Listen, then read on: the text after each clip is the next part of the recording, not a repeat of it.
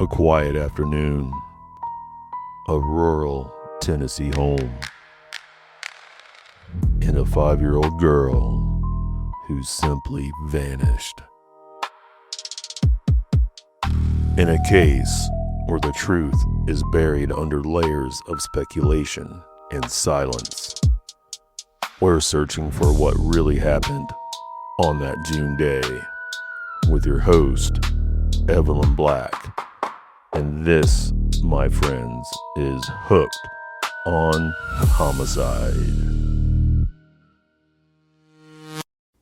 Hello, my fellow morbid darlings, and welcome back to another episode of Hooked on Homicide and Cold Case Tuesday.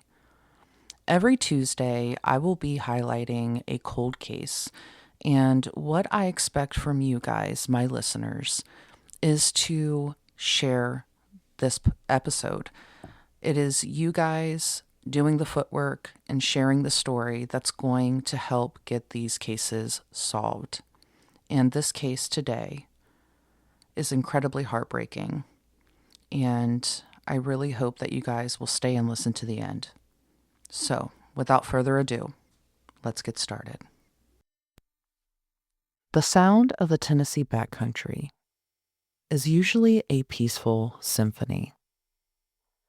It's a rhythmic chorus of cicadas, the crunching of dry leaves underfoot, and the low, mournful whistle of wind sweeping through the old-growth hardwoods. In Hawkins County, privacy isn't just a preference. It's a feature of the landscape. You know, a place where neighbors are separated by acres of dense, unforgiving woodland, and where the steep ridges of the Appalachian foothills drop off suddenly into jagged, shadowed ravines. But on the evening of June 15th, 2021, that natural harmony was shattered. It was pierced by a sound that still haunts the residents of Beech Creek to this day. And that sound is a mother calling 911. I need an officer. My daughter is missing. She was just here. She's just 5 years old.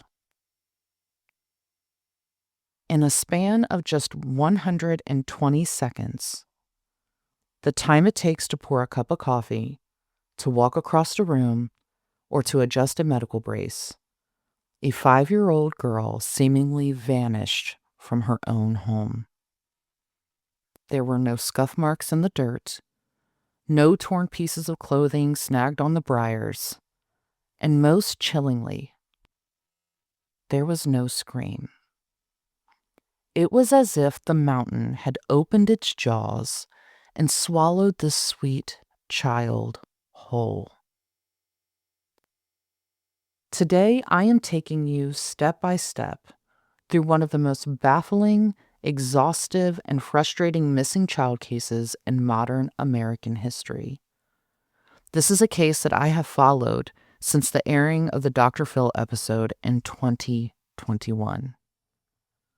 We will follow the timeline from that humid June afternoon through the years of digital ghost hunting, agonizing family secrets, all the way to the forensic breakthroughs happening right now in 2026. This, my morbid darlings, is the story of sweet, innocent Summer Wells. Now, to understand how a child disappears into thin air, we first have to understand the stage upon which this tragedy played out. Summer Wells lived in a hilltop home on an 11-acre property off of Ben Hill Road. This is the rural Beech Creek community of Rogersville, Tennessee. While it may be a beautiful countryside, it is also incredibly rugged.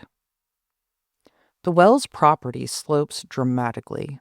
It is surrounded by thick brush, hidden stump holes, and in the summer months, That brush is so thick, you can barely see 10 feet in front of you. Now, Summer lived in this home with her mother, Candace Bly, her father, Don Wells, her maternal grandmother, and her 3 older brothers, who I'm choosing to keep their names redacted in order to protect their privacy as they are minors. Now that you have an idea of where this is all taking place, I do want to take a moment to paint a picture of Summer for you. At just 5 years old, Summer was very petite, standing just 3 feet tall and weighing a mere 40 pounds. She had these bright, expressive blue eyes and beautiful blonde hair, which had recently been shaved down to a short buzz cut by her parents. Mom and Dad do claim that her long hair had become so unruly that they decided to cut it off, but to ensure that Summer didn't feel bad about her short hair, Mom Candace buzzed off her hair too.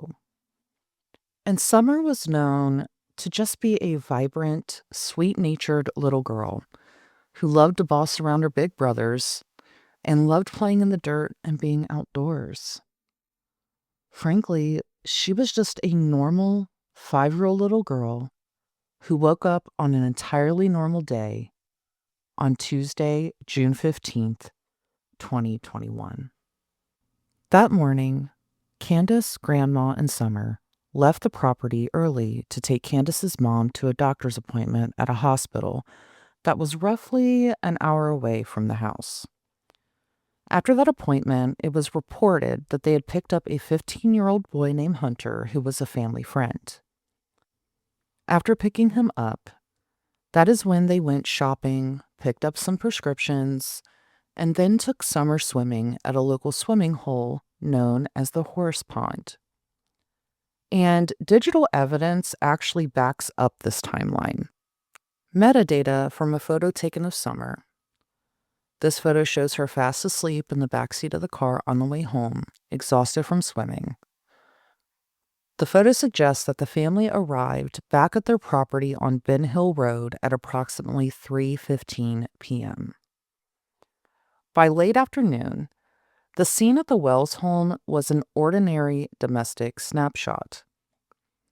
Around 5:30 p.m., Summer was outside in the yard with her mom, Candace, and her grandmother. They were gathered near a camper that sat about 20 feet from the main house planting flowers. According to Candace's account, they finished planting their flowers and went inside the camper to wash their hands. And it was there that Summer's grandmother gave her a piece of candy as a reward for helping out.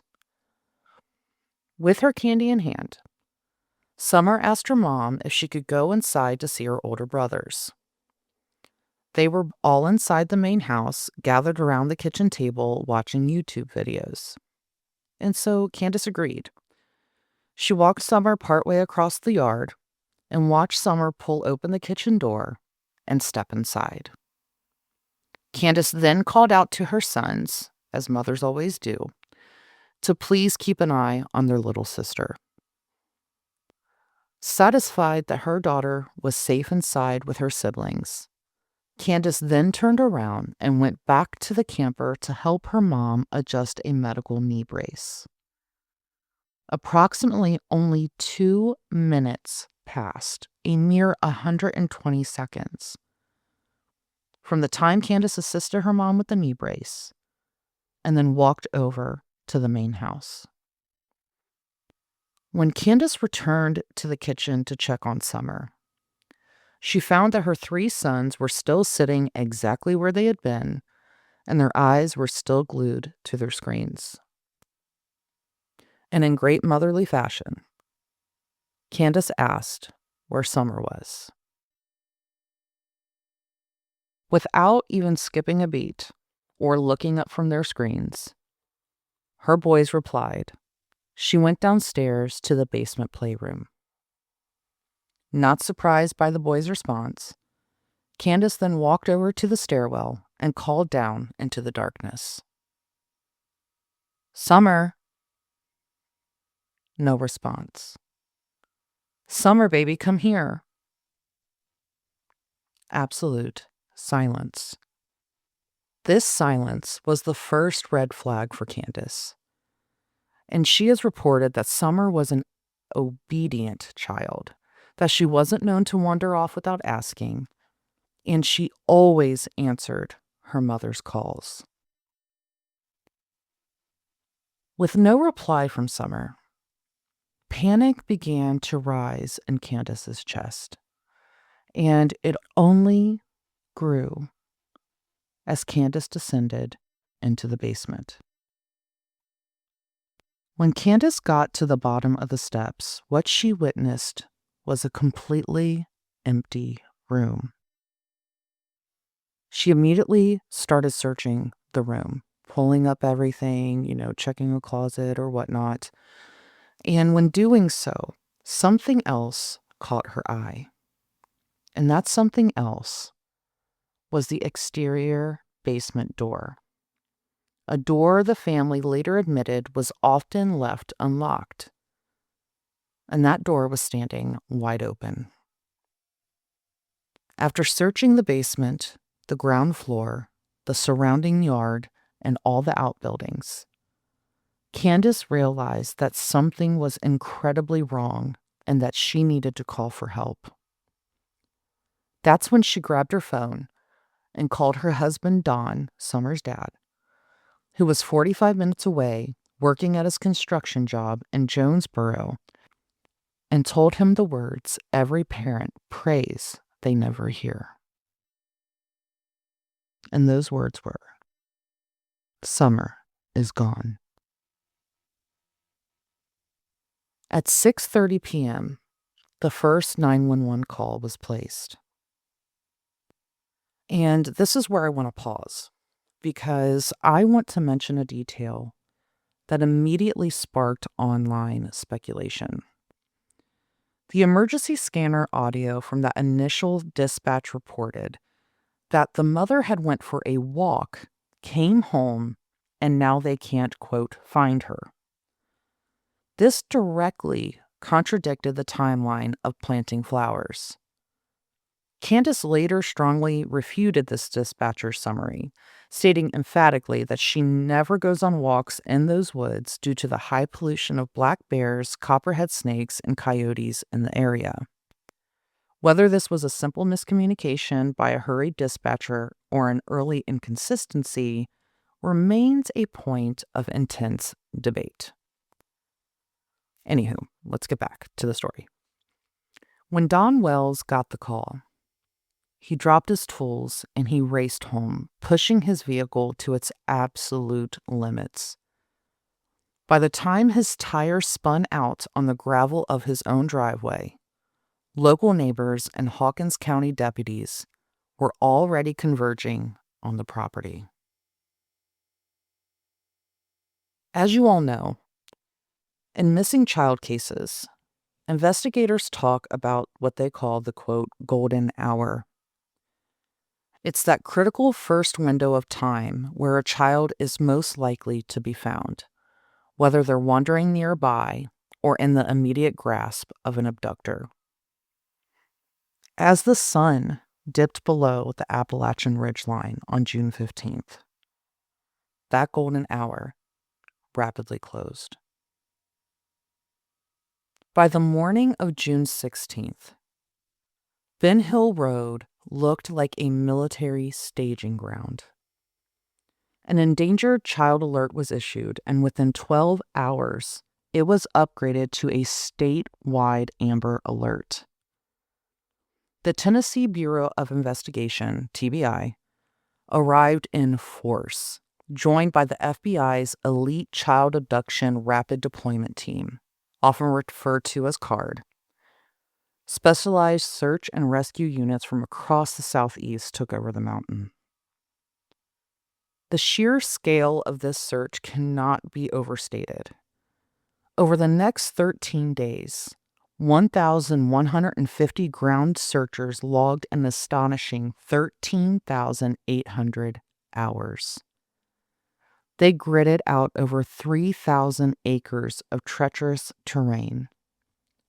We're talking about 4.6 square miles of steep inclines, laurel thickets so dense that grown men had to drop to their hands and knees just to crawl through them. Dive teams plunged into the murky creeks. Helicopters equipped with military-grade thermal imaging scanned the forest canopy night after night. And they found nothing. No scrap of pink fabric from the shirt she was wearing. No tiny footprints in the mud. No DNA snagged on the briars. Search experts will tell you it is statistically impossible for a 5-year-old child to traverse that kind of terrain barefoot without leaving a single trace. But while the human searchers found nothing, the dogs did find something. Specially trained tracking dogs were brought to the house to pick up Summer's scent, and they caught it immediately. And those dogs tracked her scent from the house, leading their handlers down a steep, hidden path through the woods. And that path led directly to the bottom of the property's long driveway, right where the gravel met the pavement of Ben Hill Road. And right there, at the edge of the asphalt, the scent stopped dead. Geographic profiling experts have since analyzed this specific location. The bottom of the well's driveway is a topographic blind spot. It is a dead zone, completely invisible from the main house and the camper due to the curvature of the hill and the tree line. Once Summer reached that point, she could not be seen by anyone in her family. The fact that the scent trail stopped abruptly at the road tells investigators one chilling, undeniable detail. Her little feet left the ground. Whether she wandered down there on her own and was lured into a vehicle, or an abductor slipped into the basement, carried her through the woods, and loaded her into a waiting car, Summer Wells left that mountain on wheels. With the physical search of the woods yielding no body, and the scent trail ending at the asphalt, the TBI had to look outward. This brings us to the most infamous and frustrating lead in the entire case. And that lead is the red truck. Early in the investigation, the TBI released a highly specific public appeal that they were desperately searching for the driver of a 1998 to 2000 maroon or red Toyota Tacoma pickup truck. It wasn't just any truck, though. You see, this one featured a full bed ladder rack and had white buckets sitting in the back. But why this specific vehicle? Because a credible, reliable witness, a local woman who lived near the Wells property, saw it. This woman reported that she saw this red truck creeping slowly along the Beach Creek Road between 3:30 and 4 p.m. on the afternoon of June 15th. So let's look at the timeline. That is right around the time Summer and her mother arrived back home from the swimming hole, and just a couple of hours before Summer vanished. The witness explicitly noted that the truck did not belong to anyone who lived in the area, though. More disturbing was the driver's behavior.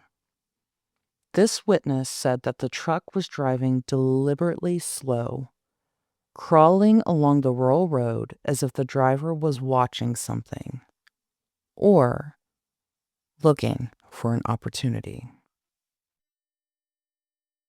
The TBI was flooded with tips. They received over 1,000 reports regarding red trucks alone. Agents checked vehicle registrations across a tri-state area.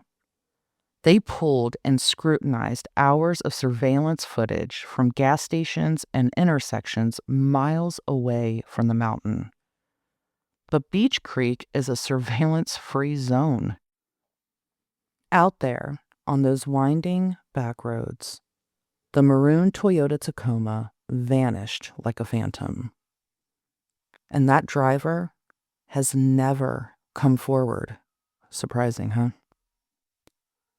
Without a vehicle to track, and without a suspect in handcuffs, the glaring spotlight of the investigation and the brutal court of public opinion inevitably turned inward. It turned toward the family. Statistics in true crime are brutally clear, and they are difficult to ignore. When a young child is harmed or disappears, the perpetrator is most often someone known to the family or someone within the family itself. From the very beginning, Don Wells and Candace Bly were placed under microscopic lens. And what investigators found was a family history fraught with trauma and instability. Court records revealed that Don Wells had a history of domestic violence and alcohol-related offenses. In October 2020, just 8 months before his daughter vanished, Don was arrested for domestic assault. The police report detailed an altercation with Candace while Don was intoxicated and armed with a weapon. Candace ultimately dropped the charges, a tragic but common occurrence in cycles of domestic abuse. And Don also openly admitted to investigators and the media that he had struggled with a severe long-term methamphetamine addiction in his younger years, though he claimed to now be sober. But perhaps the most baffling and eerie detail surrounding this family isn't about Don. It's actually about Candace. Hanging over the Wells family is a dark, generational shadow. And a staggering, almost unbelievable coincidence. Candace's own sister, Rosemarie Bly, vanished without a trace from Wisconsin back in 2009. Rosemarie's car was found abandoned in a parking lot, and she was never seen or heard from again. While the TBI and the FBI have officially stated there is no evidence linking these two cases, the true crime community and the public couldn't help but ask, is there a generational curse on this bloodline? Is it statistically possible for lightning to strike the exact same family twice in 2 different states, 12 years apart? Or is there a darker thread tying these women's fates together? The fallout for the family was swift and devastating. In July 2021, just weeks after Summer disappeared, the Tennessee Department of Children's Services took extraordinary action. They arrived at Ben Hill Road and removed Summer's 3 older brothers from the home. Now, the exact reasons for the removal are sealed by the court to protect the minor children, but the state's message was loud and clear. The Wells household was deemed an unsafe environment. The parents were given a set of stringent requirements to regain custody. Those being clean up the property, maintain sobriety, provide a stable environment. And guess what? They failed. Years later, in 2024, Don and Candace permanently signed over their parental rights to their 3 sons. Despite the intense scrutiny, the parents maintained their innocence. They both voluntarily took polygraph examinations overseen by the FBI. And guess what? They passed. In November of 2021, desperate to keep Summer's name in the headlines, Dawn and Candace appeared on national television for an intense, emotional interview with Dr. Phil. If you haven't seen this episode, I highly suggest that you do. It's actually a two-part. Anyways, Dawn looked directly into the camera and insisted that a predator had snatched his daughter from the basement. Dr. Phil, after grilling the parents and analyzing their body language, concluded on the air, and I quote, "It's clear to me that neither of you did anything to hurt your daughter," end quote. But before the segment ended, Dr. Phil added a chilling caveat that has echoed through the years.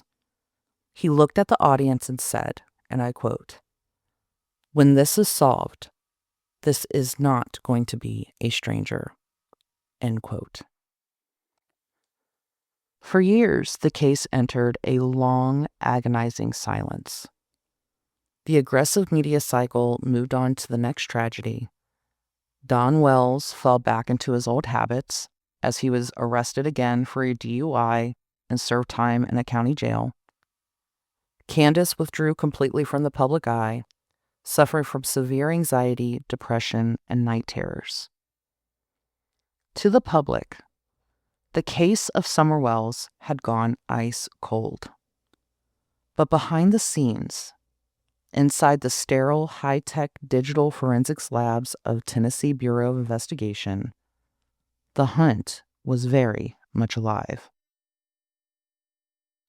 If you can't find a child on a mountain, it means her disappearance was executed rapidly and likely facilitated by a vehicle. In the 21st century, vehicles leave footprints, invisible digital footprints. In the early days, the TBI conducted a massive tower dump. They pulled data from every single cellular tower servicing the Beach Creek area on the evening of June 15th, 2021.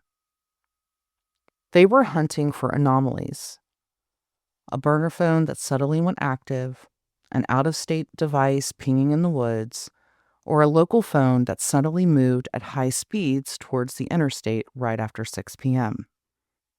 As 2024 bled into 2025, over 1,000 days had passed since Summer was last seen. The National Center for Missing and Exploited Children released jarring age progression photos. Who saw Summer as she might look at age 7 and then at age 9. The soft, round cheeks of a toddler were replaced by the defined jawline of a young girl. It was a stark, heartbreaking reminder that Summer was not frozen in time. She was growing up, somewhere out there. And then, the investigation finally broke its stagnant cycle. On November 13th, 2025, a massive convoy of TBI agents, Hawkins County Sheriff detectives, and the FBI descended on a rural property in the 1500 block of Van Hill Road in Greenville, Tennessee. This wasn't a casual welfare check or a simple knock on the door. Law enforcement arrived with heavy equipment, executing a coordinated multi-agency search warrant. The location was approximately 9.5 to 10 miles away from the Wells property. Property records showed the land was connected to a man named Paul Hill and linked to individuals named Joseph Frank Hill and Fred Hill.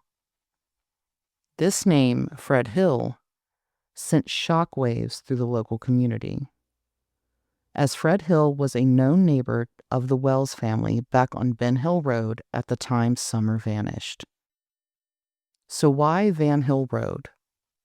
Why 4.5 years later did a judge sign off on a warrant to tear up the specific plot of land?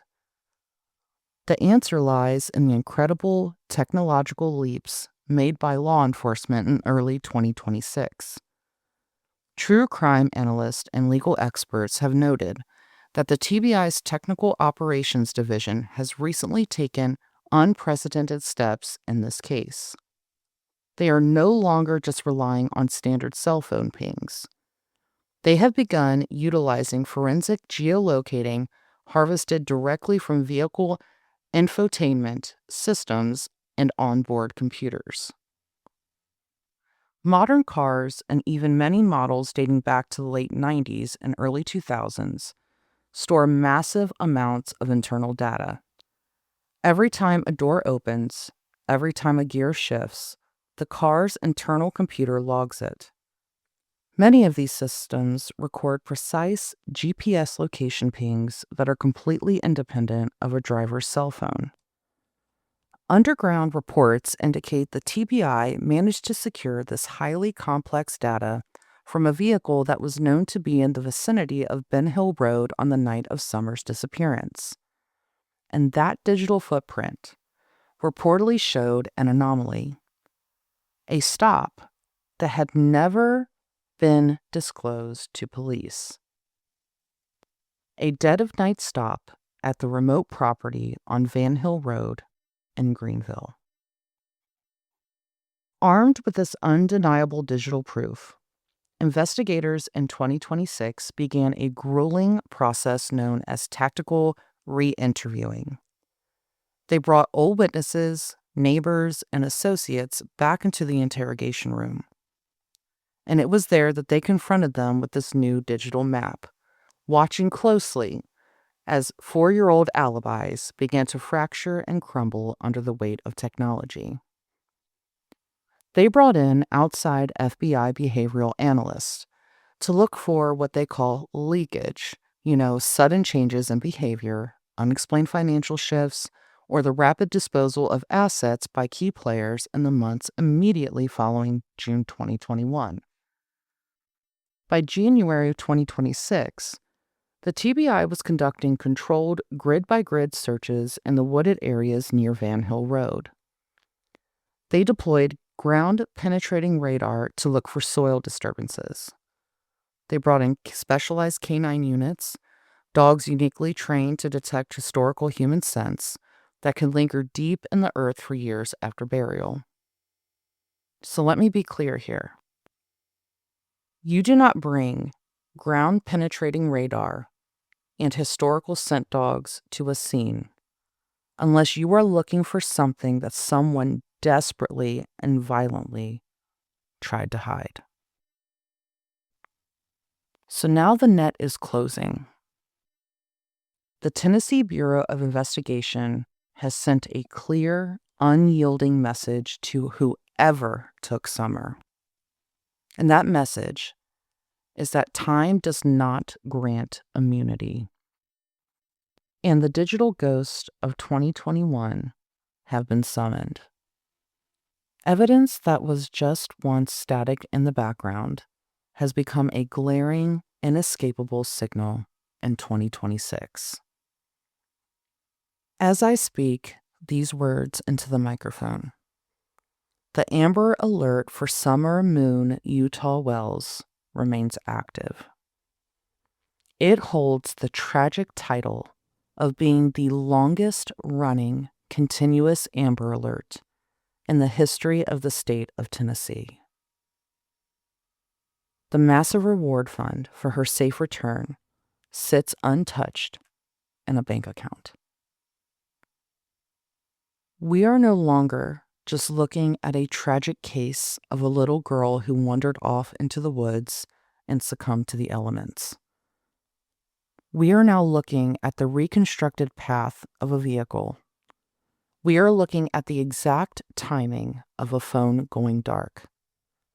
We are looking at the cold, calculated actions of someone who thought the deep Appalachian Mountains would keep their secret forever. But they were wrong.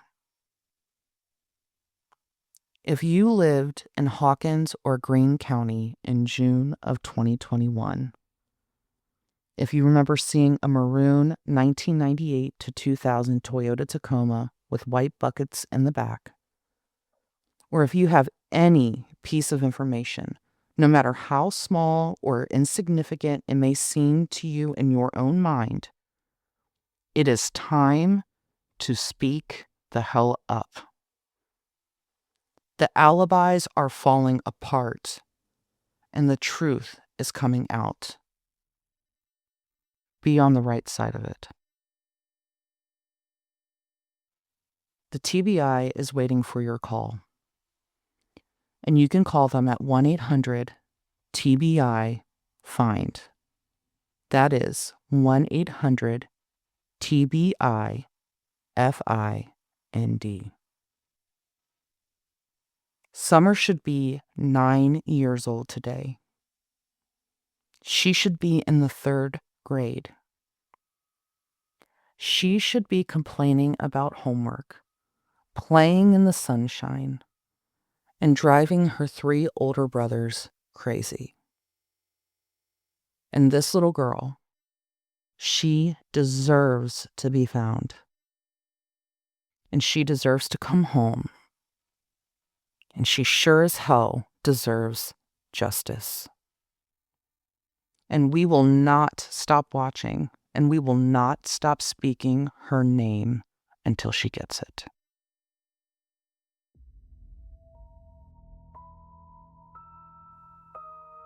Well, guys, this wraps up today's Cold Case Tuesday.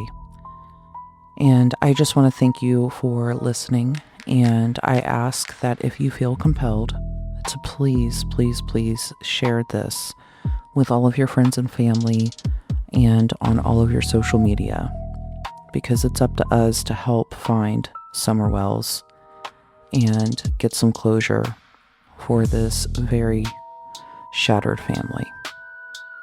So, until next time, guys, remember, while death may be inevitable, it does not have to be tonight.